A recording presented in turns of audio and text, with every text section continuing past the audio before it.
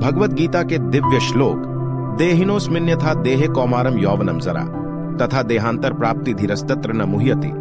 अर्थ, एक शरीरधारी अंतहीन आत्मा जिस तरह इस शरीर में बाल्यावस्था से युवावस्था तक और युवावस्था से वृद्धावस्था में जाता है, उसी तरह मृत्यु के बाद जीवात्मा दूसरे शरीर में प्रवेश करता है। इस बात को समझने मानाने वाला धैर्यशील मनु।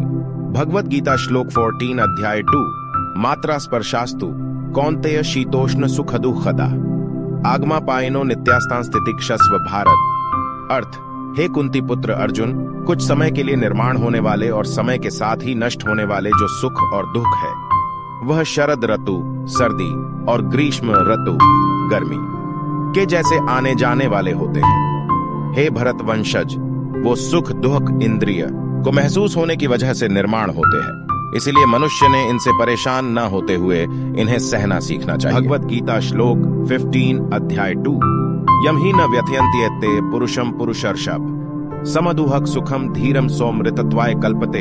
अर्थ, हे मानव श्रेष्ठ अर्जुन, जो मनुष्य सुख और दुख से विचलित नहीं होता है और दोनों परिस्थितियों में स्थिर रहता है, तो वह मोक्ष प्राप्ति के लिए निश्चित ही योग्य। भगवत गीता श्लोक 22 अध्याय 2 वासांसि जीर्णानि यथा विहाय नवानि गृहाति नरो प्राणि तथा शरीराणि विहाय जीर्णान्य न्यानि संयाति नवानि देहि।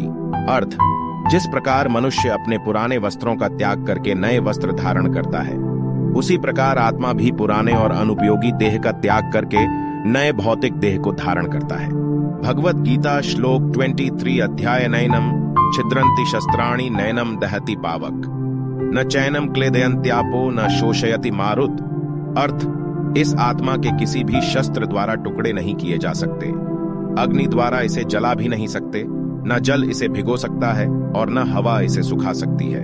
भगवत गीता श्लोक 27 अध्याय 02 जातस्य हि ध्रुवो मृत्यु धुवम जन्म मृतस्य च तस्मात् परिहार्यर्थे न त्वं शोचितुमर्हसि। अर्थ, जिसका जन्म हुआ है उसकी मृत्यु अटल है और जिसका मृत्यु हुआ है उसका जन्म भी तय है, इसलिए तुम्हारे अनिवार्य कर्तव्य पालन के समय तुम्हारा शोक करना उचित नहीं है। भगवत गीता श्लोक 37 अध्याय 2 व प्राप्यसे स्वर्गम जित्वा व भोक्ष्यसे महिम तस्मात् उत्तिष्ठ कौन्तेय युद्धाय कृत निश्चय। अर्थ, हे अर्जुन, यदि तुम रणभूमि पर युद्ध करते समय वीरगति को प्राप्त हो गए तो तुम्हें स्वर्ग की प्राप्ति होगी, और यदि युद्ध में तुम विजयी हुए तो पृथ्वी लोक पर अपने साम्राज्य में सुख भोगोगे। इसलिए हे कुंती प भगवत गीता श्लोक 47 अध्याय 2 कर्मण्येवाधिकारस्ते मां फलेषु कदाचन मां कर्म फलहेतुर्भूर्माते संगोस्त्व कर्मणि। अर्थ, तुम्हें सिर्फ नित्य कर्म करने का अधिकार है, पर उससे मिलने वाले कर्म फल पर तुम्हारा कोई अधिकार नहीं है। तुम्हें मिलने वाले कर्म फलों की वजह सिर्फ तुम हो, ऐसा कभी मत समझो। इसी तरह तुम कर्म कर्तव्य ना करने के लिए आसक्त न हो। भगवत गीता श्लोक 62 अध्याय 2 अध्याय तो विषयान पुंसः संगस्तेषु उपजायते संगात संजायते कामः कामात् क्रोधो भिजायते। अर्थ, इंद्रिय विषय के संदर्भ में सोचते रहने से मनुष्य को उनसे आसक्ति हो जाती है। इससे कामना यानी कि इच्छा पैदा होती है, और कामनाओं में विघ्न, इच्छा पूरी न होना आने से क्रोध की उत्पत्ति होती है। भगवत गीता श्लोक 63 अध्याय क्रोधात् भवति सम्मोह सम्मोहात् स्मृति विभ्रम स्मृति भ्रंशात् बुद्धिनाशो बुद्धिनाशात् प्रणश्यति पा। अर्थ, क्रोध से मनुष्य की मति बुद्धि मारी जाती है यानी मूढ़ हो जाती है, जिससे स्मृति भ्रमित होती है। स्मृति भ्रम हो जाने से मनुष्य की बुद्धि नष्ट हो जाती है, और बुद्धि का नाश हो जाने पर मनुष्य अपना ही नाश कर बैठ। भगवत गीता श्लोक 04 अध्याय 3 कर्मणामनारंभान् नैष्कर्म्य पुरुषोष्णुते न च संन्यसनादेव सिद्धिं समधिगच्छति।